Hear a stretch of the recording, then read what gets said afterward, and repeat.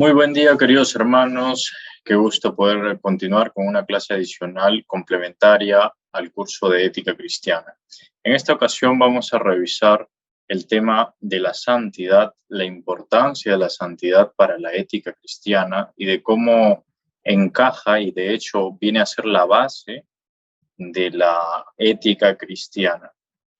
Voy ahora a empezar con la clase y debo mencionar aquí que la ética tiene como base, como ya dije, a la santidad, pero la ética cristiana también tiene en buena parte, y va muy de la mano, ¿no? En todo el proceso de desarrollo de la ética en un cristiano, debe también formarse la santidad. De hecho, es la santidad a lo que la Biblia le da una prioridad muy importante, porque pues la Biblia dice que sin santidad nadie verá al Señor. Entonces vamos a desglosar de forma rápida pero detallada cómo es que necesitamos nosotros vivir en santidad para poder ver al Señor finalmente, y de cómo es que la santidad o el proceso de santificación viene a ser una pieza fundamental de nuestro crecimiento como cristianos, de nuestro acercamiento también a Dios, a Jesucristo. Así que empecemos con la primera idea, y yo quiero mostrarles aquí que la santificación, este proceso de la santificación, es un proceso continuo de docilidad ante el Espíritu Santo. Empecemos con esto. La santidad, entonces, es un proceso que está continuamente practicándose, creciendo, ¿no? Pero sometido por medio de la docilidad ante el Espíritu Santo. O sea, en definitiva, vamos a encontrar que es el Espíritu Santo quien nos va a conceder, quien nos va a llenar o nos va a fortalecer de santidad, pero nosotros tenemos que ser dóciles ante la obra del Espíritu Santo. Nosotros tenemos que entregarnos ante la obra del Espíritu Santo. Porque pues es el Espíritu Santo quien, habiendo regenerado nuestro interior para salvación inicialmente, mantiene y fortalece esta disposición interna de santidad que actuó desde un primer momento, esa primera disposición interna que actuó en nosotros por medio del Espíritu Santo, porque finalmente todo es don de Dios y todo proviene de Dios. Y esa acción que inició el Espíritu Santo la va perfeccionando en el camino y nos va fortaleciendo y nos va manteniendo en este proceso de santificación. Ahora veamos que santidad proviene de la raíz hebrea kiddush, ¿no? Esta raíz hebrea kiddush, no sé si les he mencionado anteriormente que, bueno, en cuestión de sexualidad, en ética relacionada a la sexualidad, se estudia que cuando una pareja conforma un matrimonio y son una sola carne, ahora sí, a eso en la cultura hebrea se le llama kiddushim, porque son dos santidades, o sea, es un plural, kiddushim, dos santidades, ¿no? Y ahora ya se les llama pues que vienen a ser dos santidades unidas para el servicio y la adoración a Dios, que es toda perfección de santidad, todo perfecto, toda bondad, ¿no? Y es la santidad total. Entonces, este término expresa el concepto de santidad, kiddush. De esto sale también la palabra Abba Kadosh, ¿no? Abba Kadosh o Kadosh, para referirse como santo a Dios, ¿no? O Padre Santo, que sería Abba Kadosh. De esta misma raíz kat, de Kadosh, es que sale también el significado de cortar, ¿no? Kat significa cortar. Y este significado también es segregar o separar. ¿Separar de dónde? Del mundo, ¿no? De lo profano, de lo pecaminoso. Nuestro buen Dios nos ha separado y nos ha puesto aparte. Eso no quiere decir que nos ha sacado del mundo, sino que nos mantiene en el mundo, pero separados ya, ¿no? Como un grupo aparte, como una sociedad aparte, o una sociedad alterna dentro de esta sociedad mundana y mundial. Cuando Jesús envió finalmente a sus apóstoles, les dijo: y bauticen en el nombre del Padre, del Hijo y del Espíritu Santo, en Mateo 28:19, y les está dando ese mismo significado de separar, de evangelizar y de bautizar así, de esa forma de separación, ¿no? Y es esta separación la que viene a constituir en nosotros los cristianos lo que se llama la santidad óntica, ¿no? Este término óntico es lo que tiene que ver con el ser, con todo el ser, con todo alma, cuerpo, espíritu o todo lo que está en nosotros, en el hombre, en el ser humano, es lo óntico, ¿no? Y esa santidad va a abarcar todo, no solamente al espíritu, no solamente al alma, sino a todo, cuerpo incluido, ¿no? Porque nosotros no podemos ser separados, ¿no? Nosotros nos mantenemos como alma, cuerpo y espíritu. Y quiero mencionar también aquí parte de la historia de cómo se fue desenvolviendo este tema de la santidad. Es interesante saber que al inicio, ¿no? 500 años después de los apóstoles, lo que quedó fue una serie de discusiones por ahí tergiversadas acerca de las enseñanzas de los apóstoles y de las enseñanzas de Jesús. Y lo que los padres de la iglesia, que en ese momento vendría a ser pues la iglesia primitiva, o lo que quedaba de la iglesia primitiva, que evolucionó finalmente a una iglesia universal, que finalmente pues sería la Iglesia Católica, y como ya veremos en historia, luego hubo una separación también, o una reforma, lo que se llama la reforma, y en el curso de historia cristiana lo vamos a ver con más detalle, pero los padres de la Iglesia hace 1500 años cayeron en este moralismo, ¿no? En este moralismo de que todo tiene que ser santo, todo tiene que ser bueno, y cayeron en varios problemas teológicos, ¿no? Varias desviaciones. Una de ellas era el sacramentalismo. El sacramentalismo pensaba que el bautismo de agua iba a limpiar los pecados pasados. O sea, yo me bautizo hoy y todos mis pecados pasados ya eran limpiados, pero si yo seguía pecando por alguna razón en adelante, esos nuevos pecados tenían que ser limpiados por penitencia. O sea, yo tenía que someterme a una serie de penitencias y tenía que hacer buenas obras. Es prácticamente lo mismo que está haciendo la Iglesia Católica cuando manda a que hagan oración, Padre Nuestro, Ave Marías, como penitencia, y además que dejen ofrendas y que dejen que hagan ahí ciertos pagos, ¿no? Eso es lo que había antes, ciertos pagos para que se les perdonen los pecados.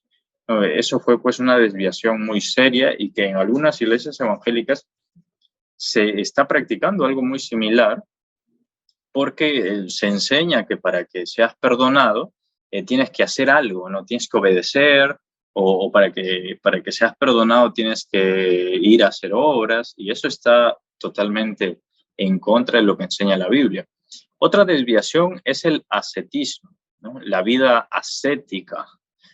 Desde el tiempo de Jesús y mucho antes, ya existían, por ejemplo, una secta que se llamaba los esenios, ¿no? Y los esenios lo que hacían era practicar una vida ascética, una vida separada, ¿no? Y este ascetismo continuó en el tiempo, incluso hasta después de que murieron los apóstoles, y ellos proclaman una vida monástica, ¿no? Una vida de monasterio, de irse por allá alejados de la ciudad y vivir en monasterio, y ellos mismos cultivar sus plantas, hacer sus cosas allí, muy alejados de la sociedad y de las ciudades, ¿no? Y a eso ellos le llaman un estado de perfección, porque creen que así alcanzarán la santidad total. Y bueno, ellos veían ahí una consagración a Dios, pero pues estaba muy alejado de la verdad, ¿no? Ellos creían que así expiaban sus pecados y que hacían actividades heroicas. En la clase complementaria anterior yo les comentaba que había un grupo de misioneros, también de la Iglesia Católica, que tenían esta idea de que haciendo ejercicio físico fuerte, pues cuando llegue la tentación, para su sistema físico no iban a ser tentados en temas relacionados a sexualidad, a malos pensamientos, pero eso ayuda, sí, desde una perspectiva física, psicológica, pero no desde una perspectiva espiritual. Entonces, este ascetismo, este alejarse de la gente, este querer alejarse del mundo para permanecer en santidad es una equivocación, porque uno no se mantiene en santidad por estar alejado de la gente. Uno se mantiene en santidad por la docilidad ante el Espíritu Santo, porque es el Espíritu Santo quien viene a cambiarnos. Nosotros no podemos hacer nada realmente. Nosotros lo que podemos hacer es ser dóciles ante el Espíritu Santo y dejarnos guiar por Él en las actividades que Él nos manda a hacer a través de la palabra, a través de las enseñanzas. El Espíritu Santo nos muestra qué es lo que tenemos que hacer para mantenernos en santidad y para que Él pueda actuar y obrar en nuestras vidas. Otro problema que ha sido más reciente es que se cree que la gracia es una cualidad infusa, ¿no? Y que por lo tanto nosotros no necesitamos santificarnos, ¿no? Y esto se confunde con la justificación, que porque algunos versículos mencionan que el Señor ya nos ha justificado, entonces nosotros no necesitamos hacer nada. O sea, es como que si el Señor ya nos hubiera salvado y por más que pequemos y por más que hagamos lo que hagamos, ya vamos a permanecer salvos, ¿no? Siempre salvos. Ese es un problema teológico muy serio, muy grave. Entonces, estos tres problemas por lo general se han presentado con relación a la santidad y hay que comentarlos y hay que aprenderlos bien para no caer en ello.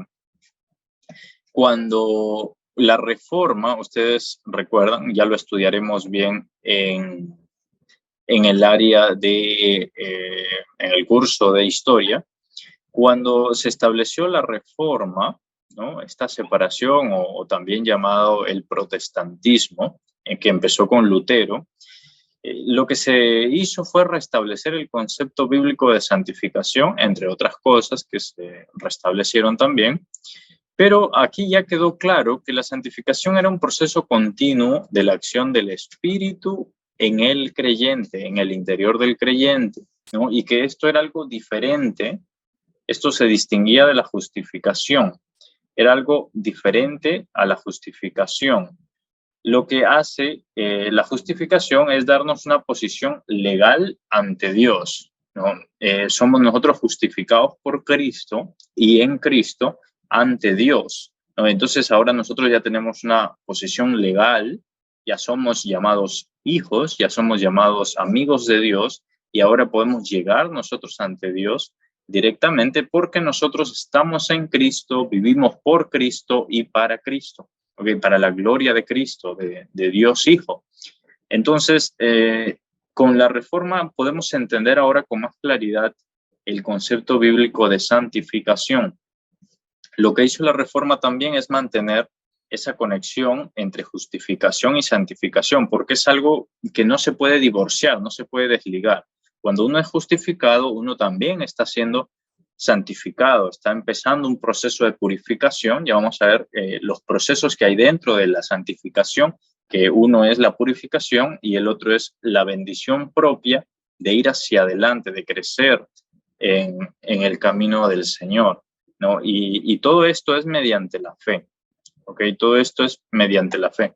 Colosenses 2, 6 y 7 dice, por tanto, de la manera que recibisteis a Cristo Jesús, el Señor, vivid en Él, arraigados y sobreedificados en Él y afianzados en la fe, como fuisteis enseñados, rebosando en acción de gracias.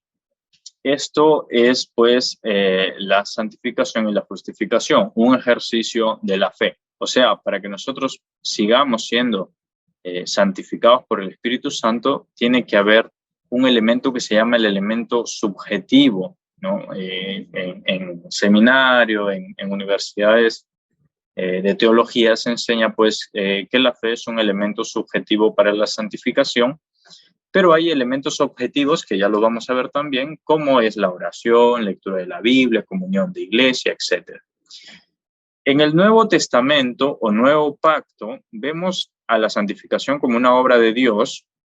Lo vemos, por ejemplo, en 1 Tesalonicenses 5:23, y allí habla, por ejemplo, ahí habla la palabra en 1 Tesalonicenses 5:23, donde dice, desde el 22, por ejemplo, y aún si queremos desde el 20, dice, no menospreciéis las profecías, examinad todo, retened lo bueno, absteneos de toda clase de mal.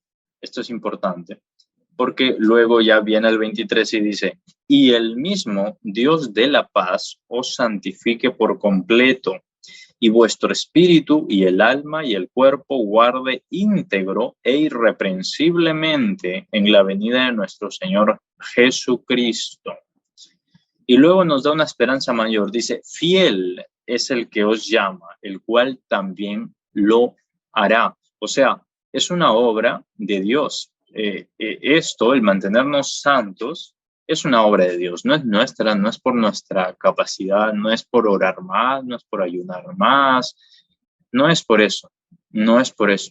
Eso, el someterse a ayunos, el someterse a vigilias, a no dormir, para entregarse a la oración, es una obra en general, ¿no? Impulsada por la fe también, ¿no? El ayuno, por ejemplo, es una obra impulsada por la fe también, pero no por eso es que se logra la santificación ni la bendición de Dios en términos de salvación, ¿no? Uno no es salvo por lo que hace, porque en nosotros en realidad no hay nada bueno, dice la Biblia.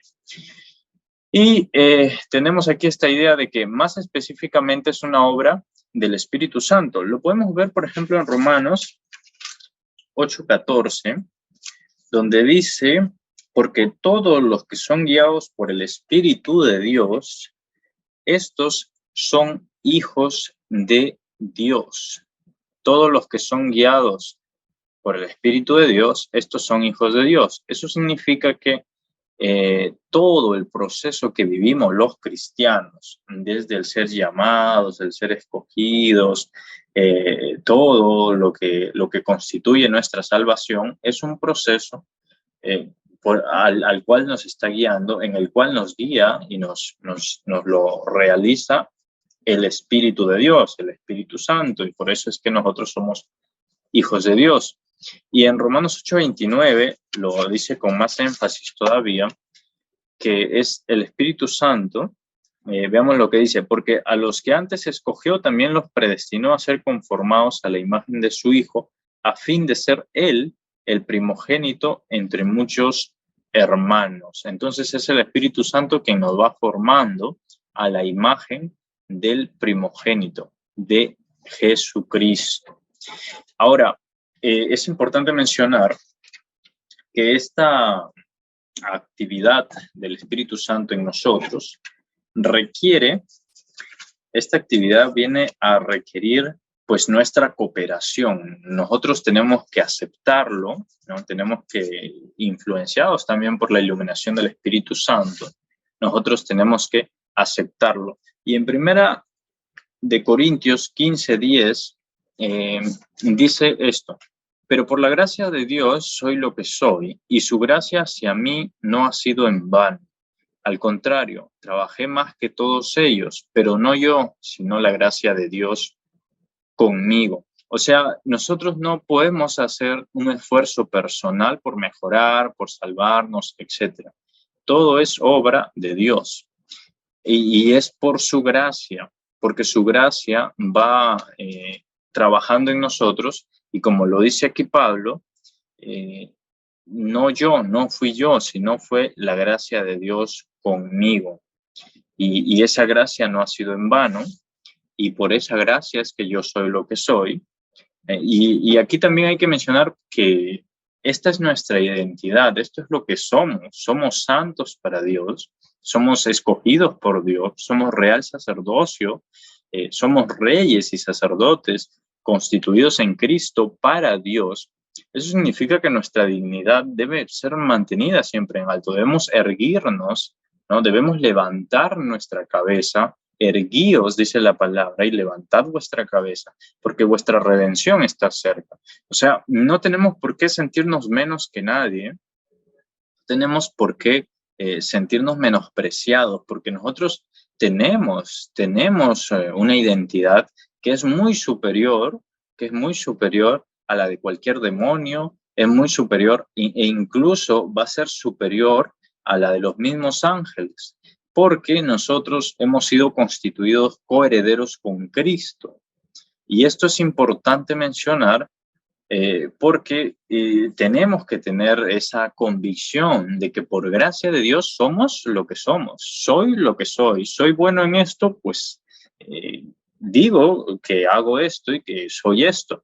No, si tengo un talento, si tengo un don, pues yo digo que tengo ese don, no para vanagloria, sino para mencionarlo, para servir, para ayudar en lo que tengo que hacer con ese don y ese talento. O sea, por gracia de Dios tenemos esto, tenemos lo que tenemos, por gracia de Dios somos lo que somos y hay que glorificar a Dios con todo eso. Entonces vemos que no es pues tampoco un esfuerzo personal por mejorar la vida espiritual. Ya dijimos que no podemos nosotros mejorar nuestra vida espiritual de ninguna manera más que por la docilidad al Espíritu Santo, por la aceptación de la obra del Espíritu Santo en nosotros, ¿no? Y ese es el único trabajo en realidad que nosotros debemos hacer, no debemos hacer más, ¿no? Rendirnos nada más ante Dios, rendirnos ante Dios. Espíritu Santo es la obra de Dios que trabaja en nuestro interior, es la obra de Dios. En este versículo, por ejemplo, de 1 Corintios 3:7, dice que ni el que planta es algo, ni el que riega, sino Dios que está dando el crecimiento. Y luego dice en el 8 y el 9, de frente al 9, dice, porque somos colaboradores de Dios y vosotros sois labranza de Dios, edificio de Dios. O sea, nosotros somos una construcción de Dios, ¿no? Y nadie es más que Dios para imponerse sobre nosotros. Todos los que están siendo de bendición para nosotros, para enseñarnos, para mostrarnos, guiarnos, van a recibir su recompensa, como dice en el versículo 8, pero es la obra de Dios en nosotros y eso es lo que realmente importa. La santificación también es el progreso de la vida de Dios en nosotros, de una vida divina, de una naturaleza divina impuesta por Jesús.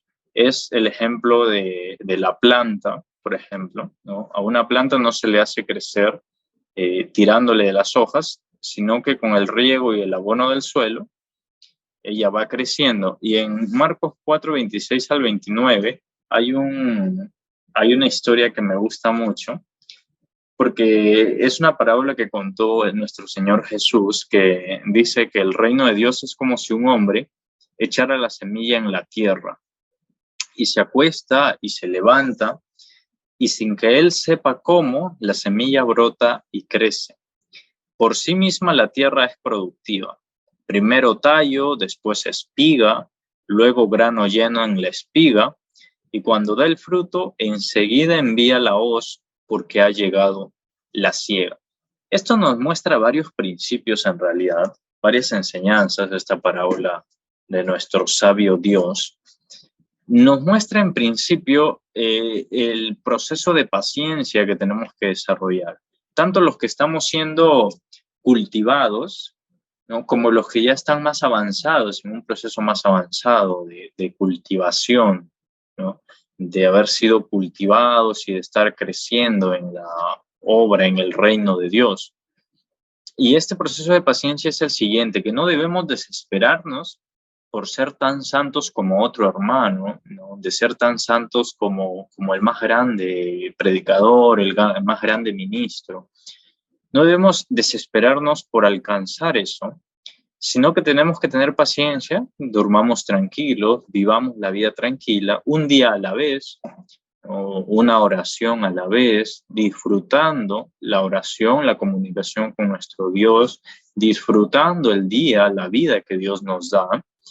Y esto va a tomar tiempo, no es de unos días, esto es para toda la vida, ¿no? Y debemos aspirar a eso, a vivir una vida de santidad y de crecimiento toda la vida dóciles a Dios, toda la vida dedicados a Dios Espíritu Santo, y Él va a hacer la obra en nosotros. Y aquí hay un ejemplo que me pareció interesante, y nos dice que un tomate, de hecho, demora un promedio de 3 meses en producir, en crecer, en nacer, crecer y producir fruto. A los 3 meses en promedio se obtiene un tomate y se puede consumir.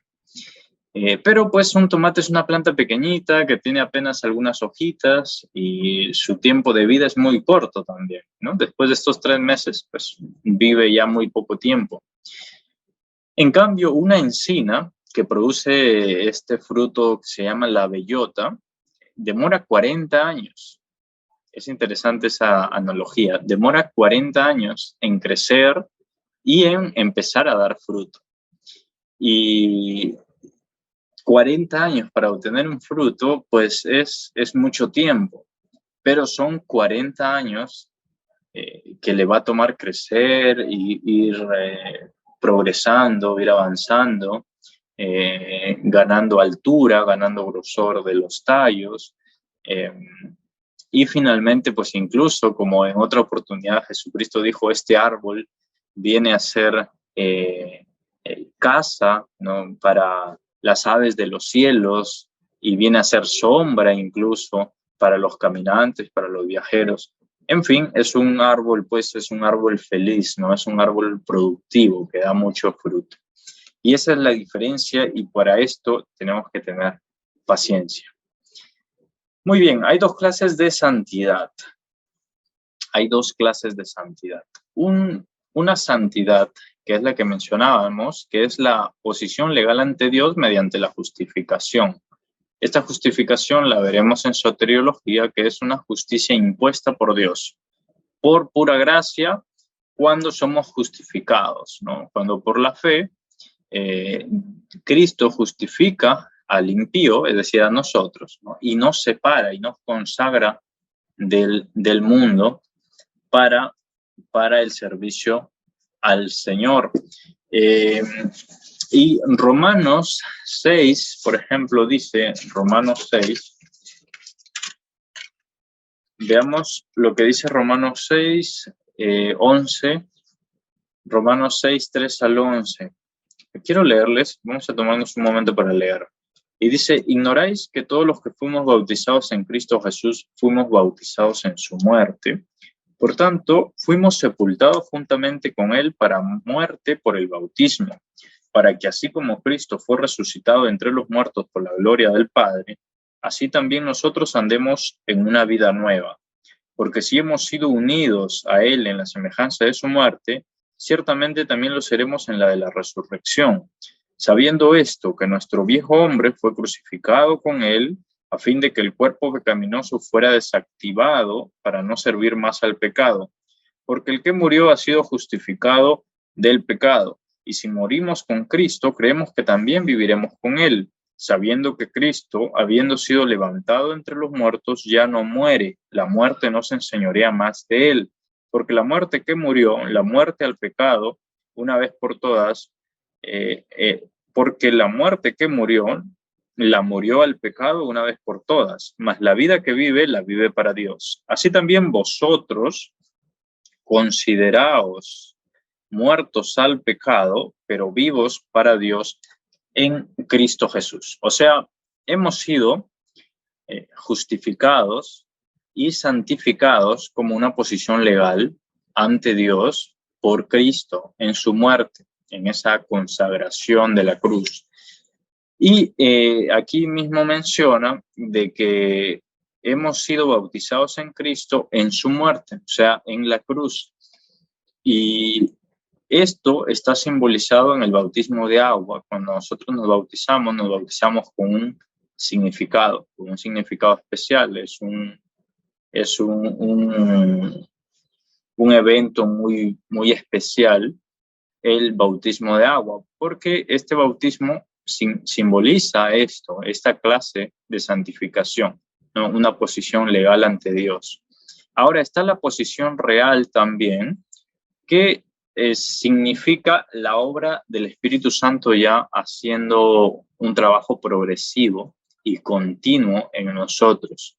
Y esto lo que nos va a hacer es adquirir la participación de la naturaleza divina en nuestra vida. Nosotros, que éramos ciegos, pobres, huérfanos, menesterosos, porque no teníamos a Dios, ahora por Cristo el Espíritu Santo nos impone y nos empieza a hacer crecer una vida, una naturaleza divina, ¿no? Una naturaleza divina en nosotros, ¿no? Y eso se va constantemente aumentando, creciendo por la renovación moral de nuestra conducta. Y aquí en Romanos 6, 11 al 22 empieza a hablar de eso.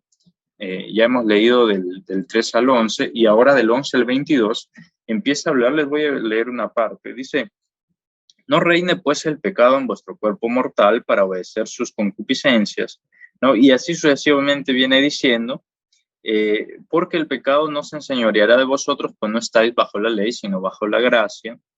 Y más adelante dice, por gracia, pero gracias a Dios, que aunque erais esclavos del pecado, obedecisteis de corazón aquella forma de doctrina a la cual fuisteis entregados. Y habiendo sido libertados del pecado, fuisteis hechos esclavos de la justicia.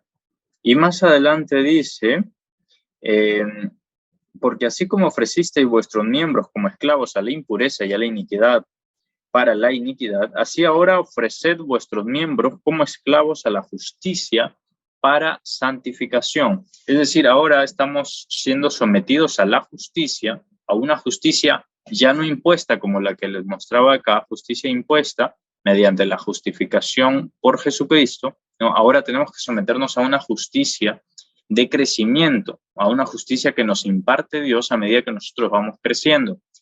Y siempre me vuelve la pregunta que una hermana hizo aquí en la clase, en una clase pasada, sobre la bendición de obedecer los mandatos éticos, ¿no? Actualmente. Y es por esto, ¿por qué? Porque Jesús dijo, si me amáis, guardad mis mandamientos, ¿no? Si me aman, manténgase santos, sed santos como Dios es santo. Entonces, ese es nuestro enfoque ahora, obedecer los mandamientos, porque por medio de estos mandamientos éticos, ¿no? Por medio de estos mandamientos éticos, es como nosotros estamos siendo transformados, ¿no? Estamos creciendo en justicia y creciendo en santidad. Y luego sigue diciendo la palabra, porque cuando erais esclavos del pecado, estabais libres en cuanto a la justicia. Pero ¿qué fruto teníais entonces de aquellas cosas de las cuales ahora os avergonzáis? Yo alguna vez dije que realmente me avergonzaba la vida pasada, la vida de pecado, de injusticia, y que recordar eso es realmente vergonzoso. Y estoy seguro que todos los cristianos pasan por eso, ¿no? Cuando se acuerdan de las maldades que en otro tiempo, las rebeldías ante Dios que en otro tiempo actuaban, eh, pues es muy vergonzoso, es penoso, y la verdad es que no hay placer en contarlo, a diferencia de de algunas personas que se gozan en contar lo que hacían en otro tiempo, porque en realidad no sé cuál es su pensamiento, pero pareciera que les parece divertido tener que contarlo y tener a mucha gente ahí escuchando detalladamente todo sus vivencias, sus experiencias con tanto detalle. Y no están aplicando ninguna ética al momento de contar sus testimonios. Sin embargo, la palabra dice que esto es vergonzoso y de esas cosas uno se avergüenza y en realidad no quisiera ni contarlas, pero que en determinadas situaciones y para animar a otros que están saliendo de esas complicaciones de vida, hay que contarlas, ¿no? O hay que ser mesurados, prudentes a la hora de contarlo, pero hay que hablar lo que hemos vivido para ayudar a otros. Eso definitivamente es importante. Dice, porque el fin de estas cosas es muerte, pero ahora, habiendo sido libertados del pecado y hechos esclavos de Dios, tenéis vuestro fruto para santificación y al fin vida eterna.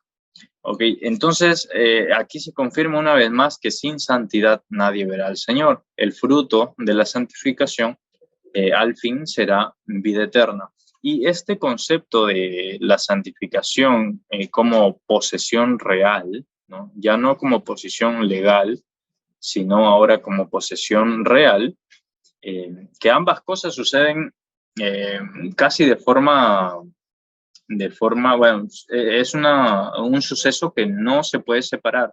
No es que nada más yo he sido justificado de forma legal o santificado de forma legal, pero no de forma real. O sea, si yo soy santificado de forma legal, obviamente voy a ser santificado con una posesión real, esta otra clase de santidad que hay, ¿no? Y esto está simbolizado en el bautismo de fuego que consume por dentro, que es el trabajo del Espíritu Santo, llenándonos, actuando en nosotros, obrando en nosotros.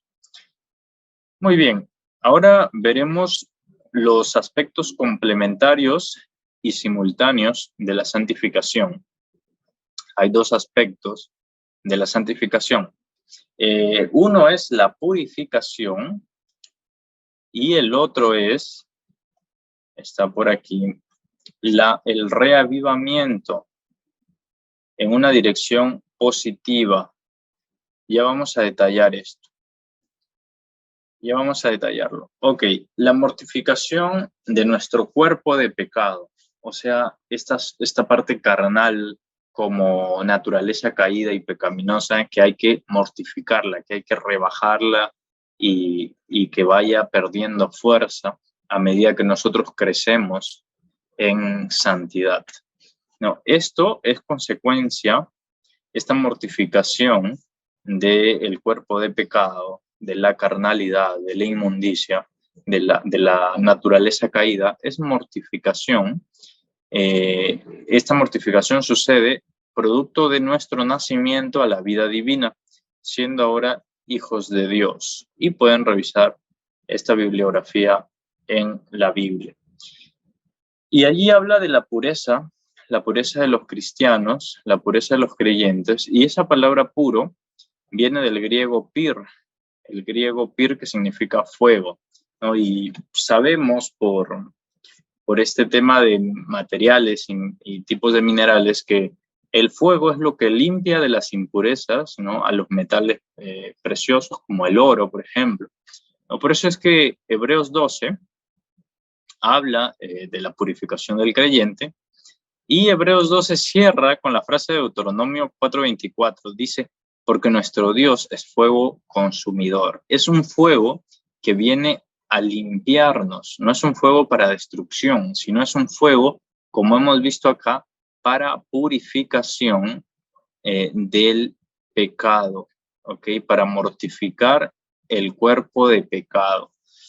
Y el apóstol Pablo llama a este proceso una crucifixión. O sea, nosotros, al mortificar a este cuerpo de pecado, vamos a ser crucificados, como hemos leído aquí en Romanos 6, vamos a ser crucificados, o estamos siendo crucificados con Cristo.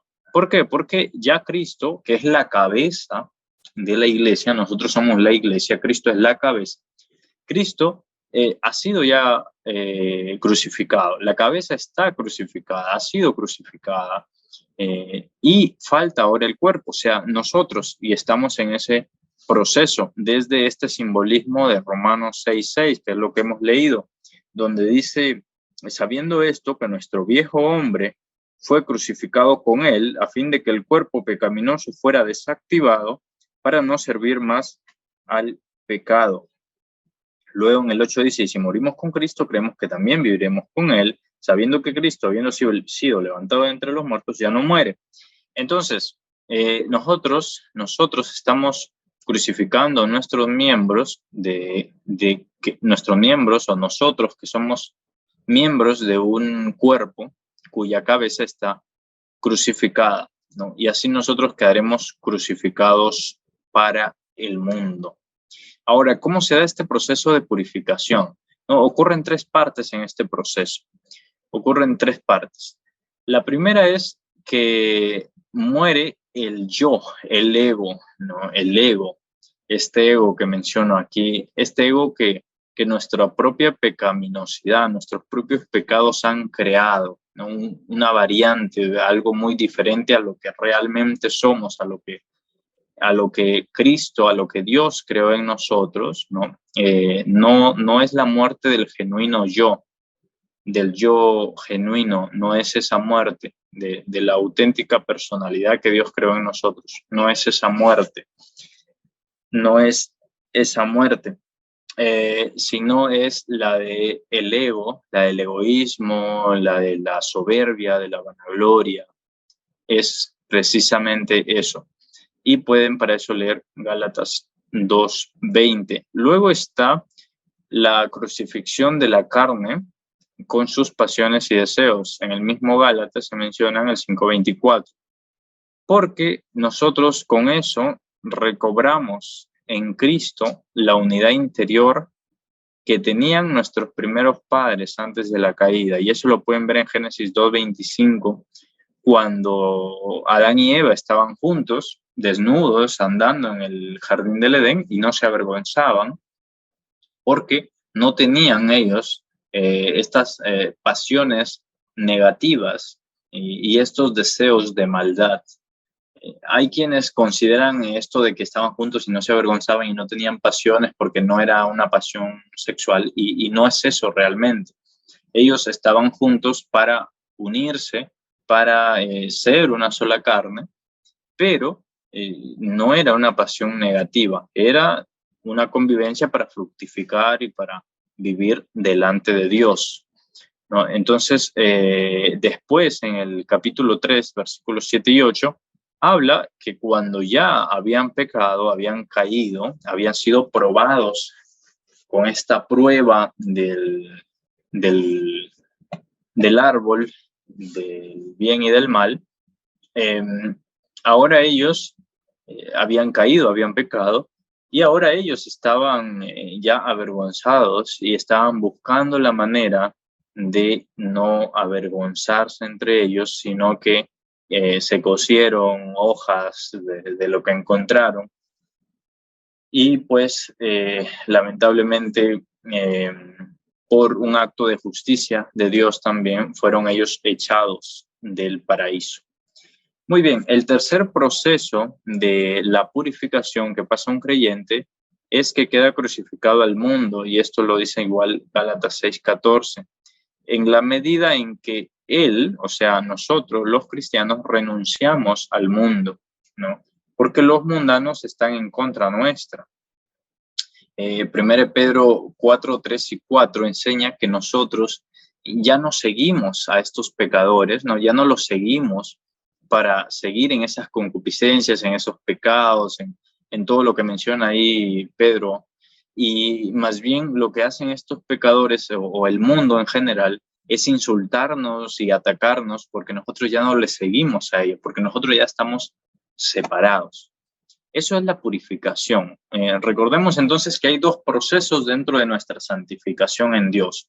Uno es la purificación, es decir, nosotros muriendo para el mundo, muriendo para la carne y las pasiones y deseos negativos y siendo crucificados para el mundo. Y lo otro, bueno, esto es en contra del pecado, nuestra vida en contra del pecado. Y la otra parte de la santificación es que el Espíritu Santo nos reaviva en una dirección positiva, en una dirección de crecimiento, ahora sí. ¿Okay? Y ambas cosas suceden al mismo tiempo, mientras la naturaleza caída va siendo minimizada, va decreciendo, nuestra naturaleza divina va creciendo, va en una dirección positiva, nuestro reavivamiento espiritual va creciendo, va creciendo. Y es el Espíritu Santo quien nos fortifica y nos conduce a toda virtud. Y podemos ver el mismo Pedro lo que dice en 1:4, que somos fortificados por el Espíritu Santo, ¿no? Y es el Espíritu Santo el que controla todas nuestras facultades. Romanos 8, 4 y 14 enseña, por ejemplo, que así también vosotros, hermanos míos, es este acá. Dice, para que la exigencia de la ley fuera cumplida en nosotros, los que no andamos según la carne, sino según el Espíritu. Ya no andamos según la carne, sino según el Espíritu. Y el 14 dice, porque todos los que son guiados por el Espíritu de Dios, estos son hijos de Dios, que ya lo habíamos leído. Entonces es el Espíritu Santo el que nos sigue guiando, el que nos sigue dando el crecimiento. Igual decía Pablo en otro momento que también leímos, que uno siembra, otro cosecha, pero el crecimiento lo da Dios. Entonces ya sabemos que el Espíritu Santo está en nuestro interior, ¿no? Está trabajando como un huésped, está trabajando. Él tiene a su cargo la tarea de nuestra santificación. Entonces a nosotros nos corresponde ser dóciles. Eso recordemos. A nosotros lo que nos corresponde finalmente es nada más ser dóciles y obedecer al Espíritu Santo. El resto lo va a hacer el Espíritu Santo. ¿En qué consiste esa docilidad? ¿En qué consiste aceptar al Espíritu Santo? Esta docilidad consiste en estar alerta a la inspiración del Espíritu Santo, alerta a lo que nos dice el Espíritu Santo, a lo que nos habla el Espíritu Santo a través de su palabra, a través de una enseñanza, a través de una intuición. Incluso hemos visto los tipos de revelación, que incluso por intuición o por profundizar, por leer la Biblia, que ese es otro tipo, eso es iluminación, ¿no? Y esta docilidad pues es estar alerta al Espíritu Santo, a lo que nos quiere hablar. Lo otro es teniendo la voluntad pronta para ejecutar la buena voluntad de Dios, agradable y perfecta. Eso es estar dóciles al Espíritu Santo. Uno, estar alerta a lo que me quiere decir el Espíritu Santo, y otro, estar pronto a hacer eso que me manda a hacer el Espíritu Santo. A partir de aquí viene ya pues que por la fe practicamos buenas obras, ¿no? Por la fe hacemos lo que hacemos. Y aquí ya entra el otro contexto de la ética que hemos venido aprendiendo a lo largo del curso, que es pues actuar de forma ética, responsable, aceptable ante nuestros hermanos, nosotros mismos actuar en forma ética cuando estamos solos, cuando nadie nos ve, ¿no? Y yo recuerdo, yo he trabajado en calidad, por ejemplo, en aviación, y recuerdo una frase muy bonita, calidad, decía una frase, calidad es hacer lo correcto cuando nadie te está mirando. Y eso es calidad cristiana también, que tú hagas lo correcto, obedezcas a Dios, incluso cuando creas que Dios no te está viendo, cuando no hay ningún hermano, no hay un pastor, no hay nadie cerca de ti, que tú tengas la convicción de que tú estás haciendo lo correcto, ¿no? Y de que Dios finalmente está mirando todo, pero que tú sepas que incluso cuando no haya nadie cerca, tú vas a hacer lo correcto. Y estas buenas obras van a ser fruto pues de esa salvación. Efesios 2:10 dice que hemos sido creados en Cristo Jesús para buenas obras, las cuales Dios preparó de antemano para que anduviésemos en ellas. Entonces aquí vamos a ver que una santificación adecuada tiene estos dos elementos, ¿no? La lucha contra el pecado, o lo que es la purificación, y tiene lo otro que es una santificación positiva de cambio, mejora y crecimiento, sobre todo de crecimiento. Entonces tenemos estos dos aspectos. Ahora, si nada más nos centramos en la lucha contra el pecado, estaríamos cayendo en lo que caen absolutamente todas las religiones, ¿no? Que quieren alcanzar salvación, enfrentándose a ellos mismos ante la naturaleza caída. Y no hay posibilidad. Ellos nunca van a poder vencer por sus obras, por su esfuerzo, nunca van a ser salvos, ¿no? Y eso es misticismo, el querer entrar ahí a la fuerza, al cielo, ¿no? Y yo he escuchado muchos predicadores que sorprende que sigan enseñando que obedeciendo a la palabra y que obedeciendo todas las letras y todo lo que dice la palabra, así es como se llega al cielo. Y eso es falso.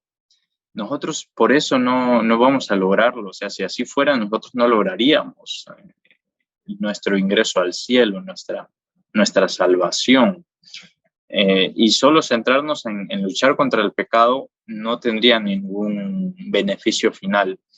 Y por el contrario, si nos centráramos nada más en el crecimiento, en una santificación positiva, por más que queramos crecer, nos vamos a quedar estancados, porque no podemos avanzar teniendo pecado en nosotros. Por eso es que necesitamos ser purificados, porque teniendo pecado, así sean pecados ocultos, pecados que nadie ve, pecados que nadie puede observar en nosotros, no podemos avanzar. No hay forma, no hay manera de avanzar, de crecer.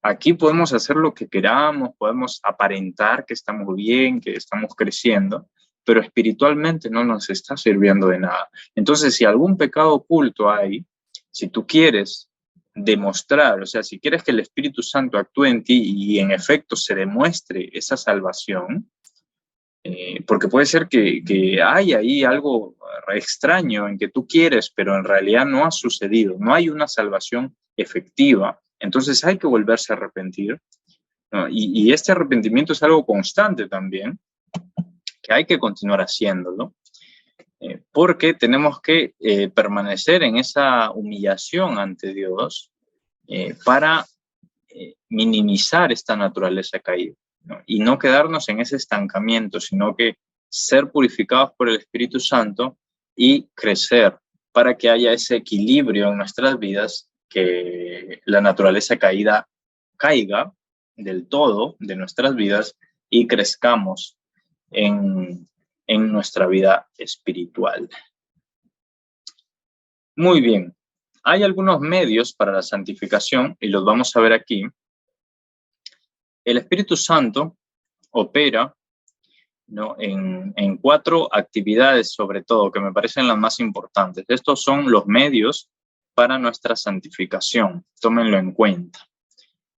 Porque el Espíritu Santo nos habla a través de esta enseñanza y nos va a mostrar ahora cómo es que Él actúa. El Espíritu Santo es el principal agente de santificación. O sea, es el principal agente de santificación.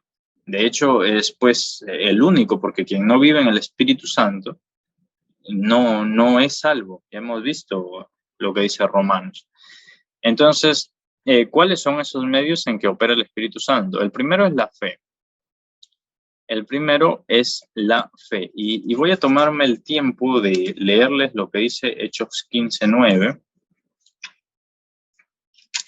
Hechos 15:9 dice lo siguiente. Dice, y nada distinguió entre nosotros y ellos, purificando por la fe sus corazones. O sea, nosotros estamos siendo santificados en esa primera etapa, en la purificación, por la fe, que de hecho son dos etapas que suceden en simultáneo. Esto de la purificación y el crecimiento suceden al mismo tiempo, ¿ok? Entonces, esto ocurre por la fe. Por la fe es que somos purificados, por la fe entonces somos santificados, ¿ok? Y bueno, la fe es el elemento subjetivo que les mencionaba. La fe es ese elemento que nosotros, por lo cual nosotros debemos orar al Padre que nos aumente la fe, ¿ok? Que aumente nuestra fe, que nos haga crecer nuestra fe. Entonces Dios lo que va a hacer es someternos, no nos va a dar milagrosamente más fe, sino que nos va a dar medios, otros medios, para que nuestra fe crezca. Nos va a meter en pruebas.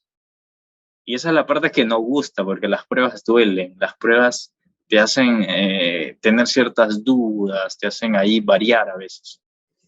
Te va a meter en pruebas, te va a lanzar en luchas, vas a tener que incluso ayunar en ocasiones, vas a tener que someterte a Dios con más humillación. Y ahí es donde crece tu fe. Vas a enfermarte probablemente y vas a orar y te vas a sanar. Y ahí es donde se va purificando y va creciendo tu fe también.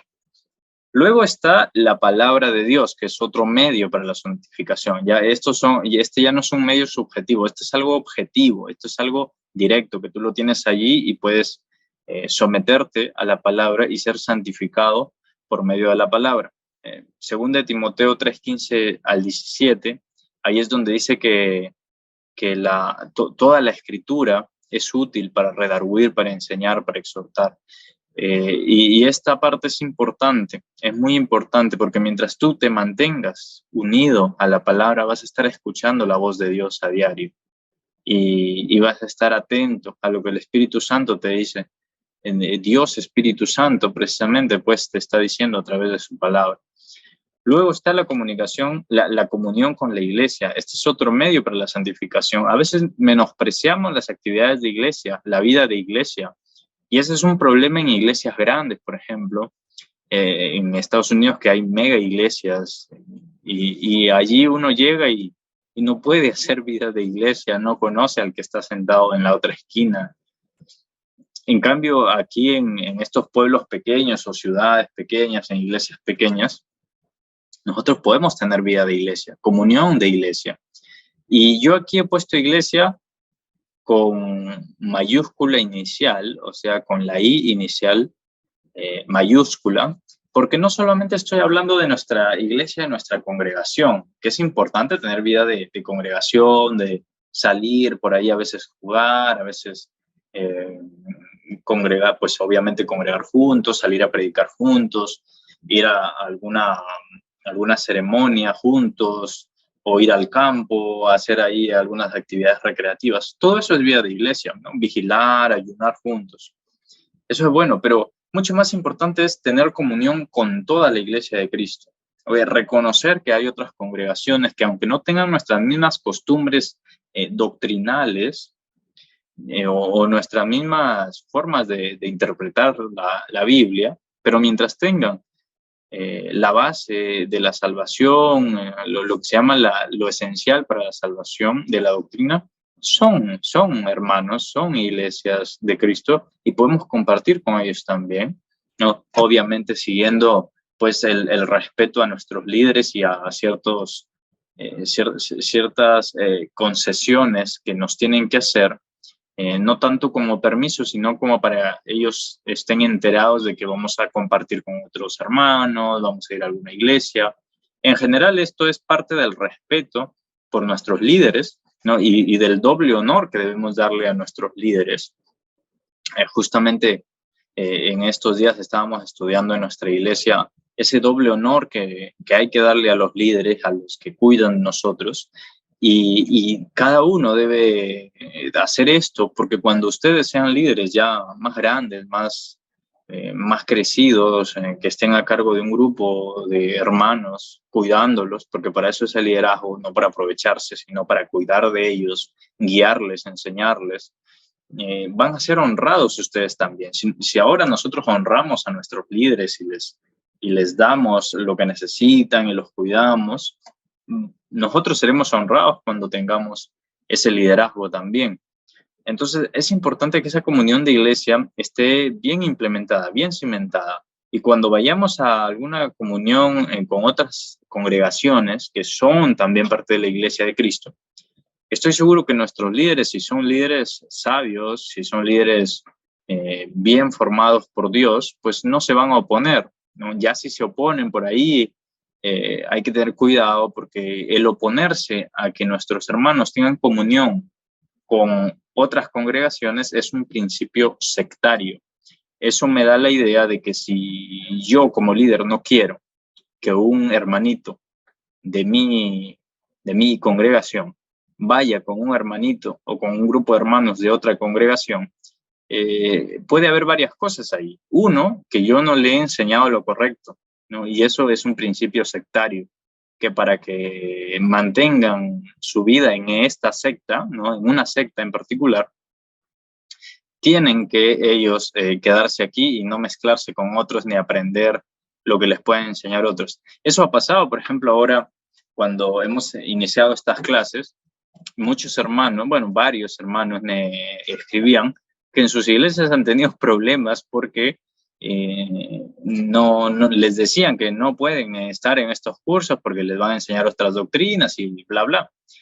Pero eso me dice a mí, pues, que no les están enseñando la verdadera doctrina, porque cuando uno tiene la verdadera doctrina, o cuando uno aprende la verdadera doctrina, uno aprende a hacer un buen estudio bíblico, ¿no? A revisar que todo concuerde con la Biblia. Y cuando algo ya no concuerda, lo primero que hay que hacer es preguntar, ¿no? Lo primero que hay que hacer es buscar fuentes serias, bíblicas. Y pues entonces no hay un peligro de que se separen, ¿no? Finalmente los que se van, los que se pierden, son los hijos de perdición. Jesús lo dijo, ¿no? Son los únicos que se pierden.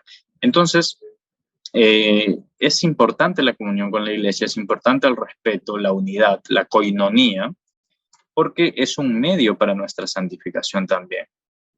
En Hechos 2, 42 al 47, se enseña cómo la iglesia primitiva estaba haciendo su vida de iglesia, cómo comían juntos, cómo iban, se reunían en casas, en nuevos grupos, formaban grupos diversos y estaban en esa constante, en ese sistema de crecimiento. Y lo vamos a estudiar en historia, en el curso de historia, y veremos cómo la iglesia primitiva estaba actuando. Luego tenemos el otro medio para la santificación, que es la oración diaria. De esto hay mucho que decir, que no vamos a entrar en más detalles, pero es muy importante, como vemos en Romanos 8, 26 y 27.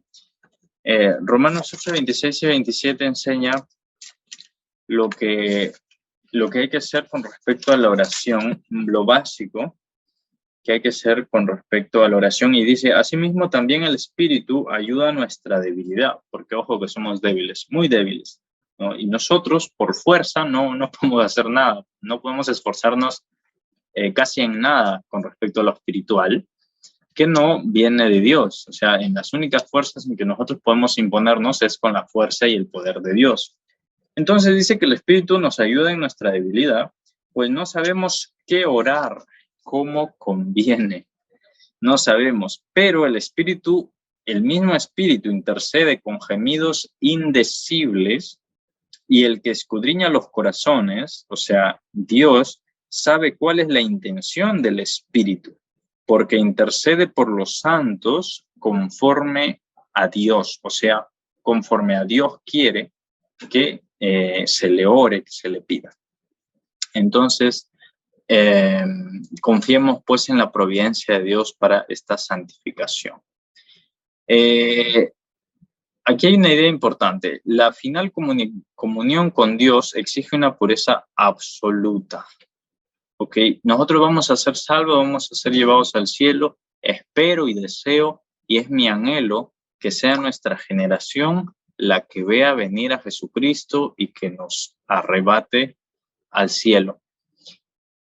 Pero Apocalipsis 21, 27 dice que no entrará en la nueva ciudad de Dios ninguna cosa inmunda o que hace abominación y mentira. Entonces, abominación y mentira no entrará cosa inmunda.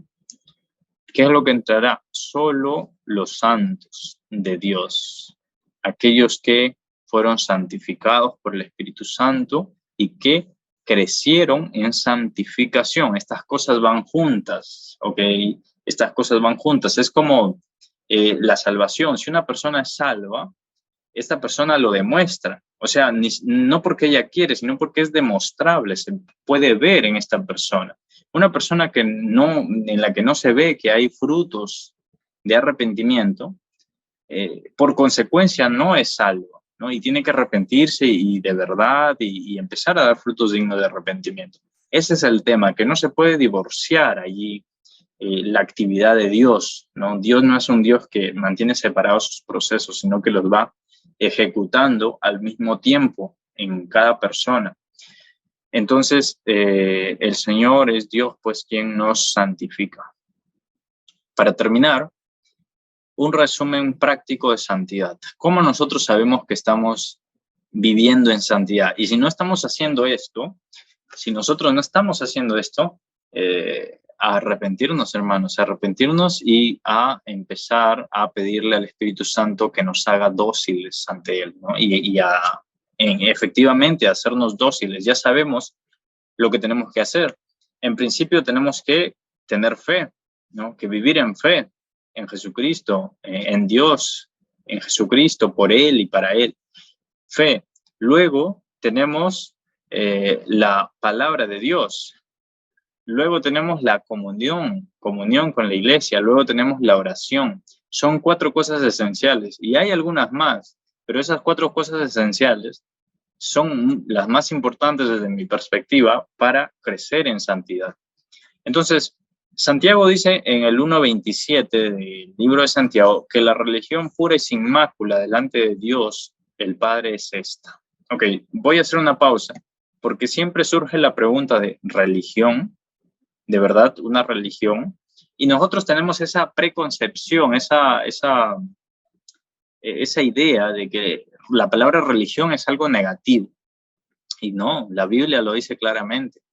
Y claro, la religión también se refiere a relación con Dios.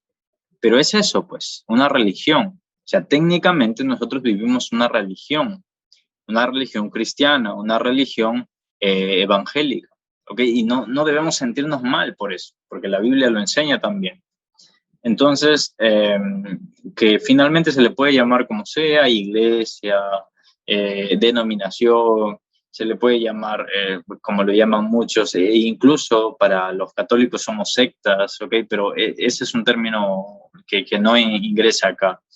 Pero al menos en lo relativo a iglesia, religión, congregación, grupo cristiano, como se le quiera llamar, somos activos en relación con Dios, ¿no? Tenemos una fuerte relación con Dios. Pero aquí lo que Santiago dice, religión. Y si lo dice Santiago, pues es una religión entonces. Ok, ¿cuál es la religión pura y sin mácula delante de Dios el Padre? Es decir, ¿qué es lo que es bueno ante Dios? Ok. Esto, que vivamos así, visitando a los huérfanos y a las viudas en sus tribulaciones. Esto nos hace notar algo, acercamiento al mundo, ¿no? Acercamiento a los huérfanos y las viudas en sus tribulaciones. Cuando ellos están peor, cuando el mundo esté peor, nosotros tenemos que acercarnos al mundo. No para mancharnos, ¿ok? Sino para guardarnos sin mancha del mundo, en un alejamiento que tenemos que ejecutar, pero cerca del mundo, para ayudarlos, para predicarles, para enseñarles. El resumen es este. El resumen de Santiago 1.27 es este. Condescender con misericordia hasta el fondo de la miseria del prójimo sin mancharse con su pecado. ¿Ok? Llegar hasta lo profundo de donde habita el mismo Satanás, porque ahí es donde están las almas, ahí es donde las tiene recluidas y nosotros tenemos que sacarlas. Y eso lo dice también Judas, ¿no? El apóstol Judas. Él dice, a algunos que dudan, convencedlos, ¿no? A otros, salvad, arrebatándolos del fuego, se refiere al fuego del infierno. Y de otros, tened misericordia con temor, aborreciendo aún la ropa contaminada por su carne. O sea, lo que Judas nos muestra es 3 tipos de personas, ¿no? Probablemente algunos que están por ahí como tibios, fríos en la iglesia, ¿no? Que prácticamente no son cristianos, pero que quieren estar y que no pueden, ¿no? Y estos que tienen dudas, convénzanlos. O sea, vamos a convencerlos de un verdadero arrepentimiento, ¿no? Y que empiecen a crecer en santidad. ¿Okay? A otros que no están en la iglesia, que están en el mundo, que están apartados o rebeldes o no se quieren arrepentir, no, vayan y predíquenles y sálvenlos, ¿no? Y arrebátenlos del infierno, ¿no? Y a otros, ¿no? Que ya están realmente mal, que ni se quieren arrepentir y que tienen ya la conciencia cauterizada, como diría Pablo, tengan misericordia de ellos, pero con temor. O sea, aborreciendo aún la ropa de ellos, o sea, alejándose de ellos, ¿ok? Porque eso es lo mejor en esos casos. Ahora, ¿a qué se refiere con tener misericordia? Yo resalté esto porque tener misericordia con temor ante personas que no se quieren arrepentir, que saben lo que es bueno, pero ya no se quieren arrepentir. Por ejemplo, sacerdotes, tanto católicos como supuestamente evangélicos, ¿no? Sacerdotes o pastores que hicieron cosas realmente malas, realmente malvadas, como violar niños, ¿no? Eso es algo ni siquiera digno de ser mencionado. Eso es algo realmente malo y es algo que con mucha tristeza tenemos que condenarlo. Gente que apoya el aborto, gente que aboga por el aborto y que saben que está mal, pero que para ellos matar niños en el vientre es algo tan justo, ¿no? Y es algo que realmente es detestable. Y es algo que probablemente muchos cristianos en otro tiempo lo pudieron haber practicado, pero el perdón de Dios los ha alcanzado, nos ha alcanzado a todos, pero para estas personas que continúan en eso, ¿no? Aceptando, abogando y buscando que haya esa legalidad para matar, ¿no? Para matar legalmente, que ellos saben ya que esto está mal, pero ellos persisten en eso. Al menos para el caso de estos pedófilos, violadores, para esta gente que hace realmente mucho daño, dependiendo de la posición que se tenga, de que si hay que darles pena de muerte o cárcel para toda la vida, ¿no? Eh, yo tengo mi posición, realmente sobre eso, pero no es esta una clase para abogar por una posición u otra, ¿ok? La posición de cada uno puede estar bien dependiendo de lo que diga la justicia civil. Sin embargo, lo que aquí Judas dice es que aléjense ya de ellos, ¿no? Tengan misericordia, sí. Tengan misericordia de esta gente, ustedes, pero mantengan un temor, mantengan una distancia. ¿Ok? Porque a ellos probablemente ya no, por más que se les predique y por más que se les hable, porque ellos ya han visto todas las predicaciones y ya han visto, para llegar a ese punto tienen que estar con una conciencia realmente cauterizada, realmente destruida. Entonces, ese es, una vez que llegamos a ese punto, es donde entendemos ya el nivel de santidad que Dios exige de nosotros. Una religión pura y sin mácula, y estar buscando siempre predicar el evangelio, ¿no? A los que dudan hay que convencerlos, a los que no saben nada del evangelio hay que arrebatarlos del fuego del infierno.